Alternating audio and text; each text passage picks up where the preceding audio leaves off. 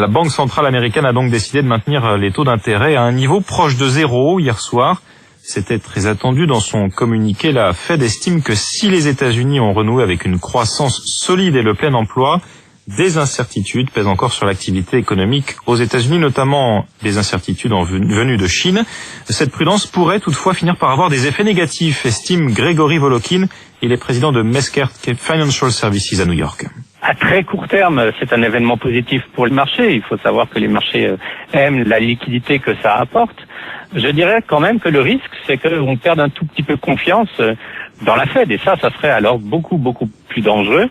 La Fed, à un certain moment, doit constater à quel point l'économie américaine n'a plus besoin de béquilles. Il faut pas oublier que d'avoir des taux extrêmement bas, c'est peut-être favorable pour les marchés, mais ça pénalise aussi beaucoup de secteurs de l'économie. Ça pénalise les valeurs financières, mais on pourrait même dire ça pénalise aussi les retraités ou tous les gens qui ont besoin de rendement pour vivre. Le risque de laisser les taux à ce niveau-là pendant une durée encore longue, c'est de créer une bulle sur les marchés financiers. Et la Fed le sait, évidemment.